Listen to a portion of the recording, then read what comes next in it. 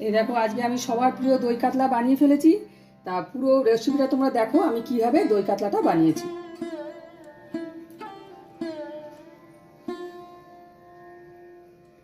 কেমন আছো সবাই? আশা করি সবাই ভালোই আছো, আমিও ভালো আছি। তা আমি আজকে কাতলা মাছের একটা রেসিপি তোমাদের বানিয়ে দেখাবো। তার রেসিপিটার নাম হলো দই কাতলা। এই দই কাতলা তোমরা সাধারণত সবাই বাড়িতে খেয়ে থাকো, আর এক একজন এক এক রকমভাবে বানায়। আর আমি আজকে কীভাবে বানাচ্ছি সেটা তোমাদের দেখাবো। আর আরেকটা কথা, আমার চ্যানেলটা যারা সাবস্ক্রাইব করোনি তারা অতি অবশ্যই সাবস্ক্রাইব করে দিও। আর আমি কোনো নতুন ভিডিও দিলে তোমরা সেটা দেখতে পাবে। তাহলে চলো কীভাবে বানাচ্ছি আমি দেখো। এই দেখো আমি ফ্রেশ কাতলা মাছ নিয়ে নিয়েছি। কাতলা মাছের পিঠের মাছ রয়েছে এটা। আর থাকছে তার মধ্যে তোমার এই কাঁচা লঙ্কা, একটা মিডিয়াম সাইজের পেঁয়াজ নিয়েছি, আর কয়েক টুকরো আদা নিয়ে নিয়েছি। আর ঘি, কাঁচা লঙ্কা চেরা আছে, সর্ষের তেল তো লাগবেই রান্না করতে। আর তেলে ফোড়ন দেওয়ার জন্য একটা তেজপাতা, 3টে এলাচ, 2টো দারচিনি, লবঙ্গ আর সাজিরা রয়েছে। সাজিরা যদি বাড়িতে কারোর না থাকে গোটা এমনি জিরে দিয়ে করলেও হবে। আর আছে একটু জিরে গুঁড়ো রয়েছে। আর আমি ওই পেঁয়াজ আদা লঙ্কাটা পেস্ট করে রেখেছি। আর আছে দই, টক দই, আমি 1 বাটি টক দই নিয়েছি, নুন, চিনি। এবার আমি মাছটাকে নুন একটু মাখিয়ে নিই।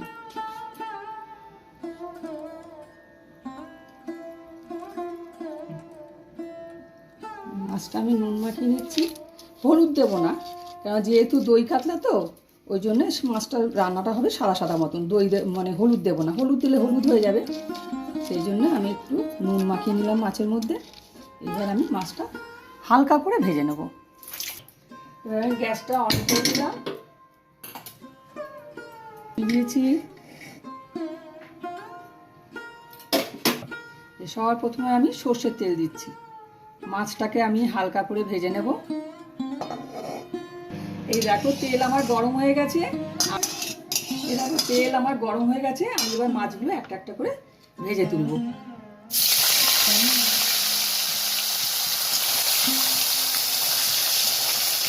আর এই মাছটা বেশি কড়া করে ভাজবো না, হালকা করে ভাজবো, তাহলে মাছের মধ্যে রসটা ঢুকবে বলে। বেশি কড়া ভাজলে পরে না মাছের রস ঢুকবে না।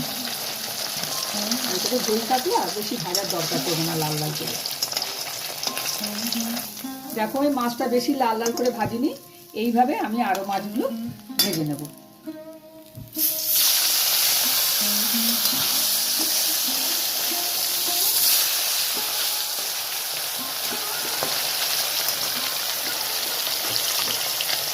যতক্ষণ মাছটা ভাজা হচ্ছে আমি তোমাদের একটা কথা বলি, যে তেলের পরিমাণটা তোমরা নিজেদের মতন দেবে। কেননা কেউ বেশি তেল খায়, কেউ কম তেল খায়। তেল, তারপরে ঝাল, মিষ্টি, যেমন আমরা একটু মিষ্টিটা বেশি খাই, অনেকে আছে ঝাল বেশি খায়। আর এই ঘিটা আমি সাধারণত সব রান্নাতেই ইউজ করে থাকি বেশি।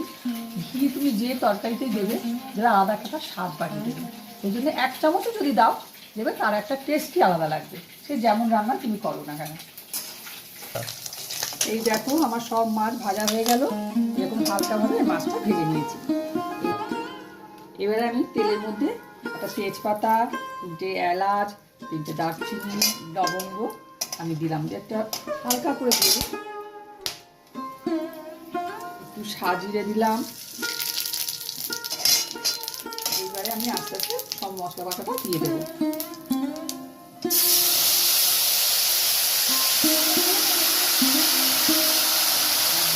আমি দেখো চামচের সাইজে ছোট্ট চামচ, এই চামচটা আমি একটুখানি জিরে গুঁড়ো দিলাম, ব্যাস। আর না, আর কোনো মশলা না, ওই যে আদা, লঙ্কা আর পেঁয়াজ, একটা ছোটো পেঁয়াজ বেঁধেছি। কোনো রসুন আমি দিয়েছি। অনেকেই মাছে রসুন দেয়, আমি রসুনটা ইউজ করি না মাছে সাধারণত, খুব একটা দিই, একবারে দিই না তা না, তবে দই কাতলার মধ্যে আমি দিচ্ছি না। এরপর আমি দেবো টক দই। টক দইটা ফেটিয়ে রেখেছি। আর টক দই দিয়ে কিন্তু মানে নাড়তে হবে, নাড়ি চলে ছানা কাটা হয়ে যাবে। আর টক দই যদি তোমাদের ফ্রিজে থাকে 1.5-2 ঘন্টা আগে বের করে নেবে। নাহলে তুমি যদি ঠান্ডা দইটাকে গরম তেলের মধ্যে দিয়ে দাও তাহলে সঙ্গে সঙ্গে কী হবে, তো ছানা কেটে যাবে।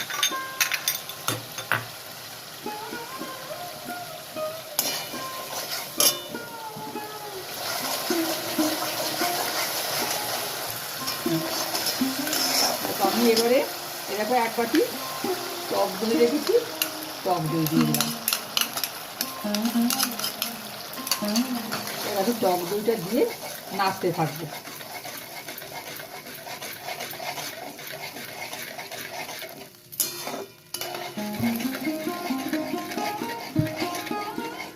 আর একটু স্টিমটা কমিয়ে দিতে হবে, হাই স্টিমে যদি টক দই দিয়ে ফেটানো হয় তাহলে ছানা কেটে যাবে, ওই জন্য একটু স্টিমটা কমিয়ে দিতে হবে।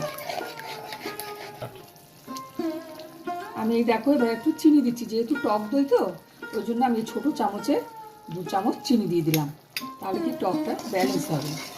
এই চিনিটা দিয়ে আমি এবারে একটু নেড়ে মাছটা দিয়ে দেবো, মাছটা ফুটতে থাকবে।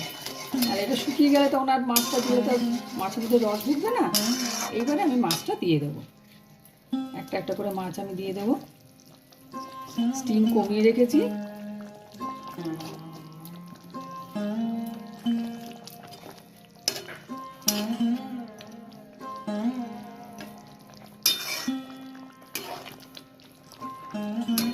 এবার মাছটা খানিকটা ফুটুক।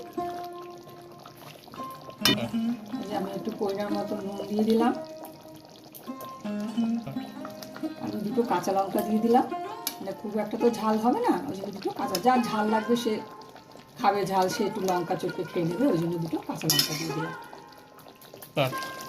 এই দেখো বন্ধুরা, আমার এই দই কাতলা রান্না হয়ে গেল, তেল ছেড়ে দিয়েছে, শুকিয়েও এসেছে। আর এরপর আমি একটু ঘি ছড়িয়ে দেবো, ব্যাস তাহলেই হয়ে গেল দই কাতলা।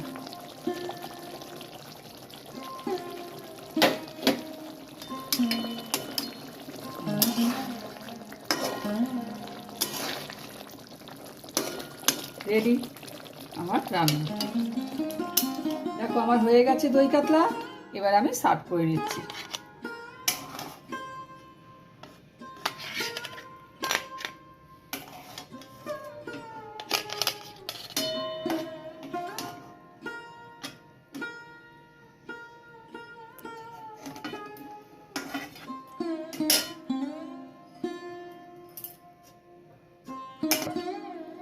এই দেখো আমি দই কাতলা সার্ভ করে নিয়েছি, দেখতে খুবই সুন্দর হয়েছে, খেতেও মনে হচ্ছে খুবই ভালো হবে।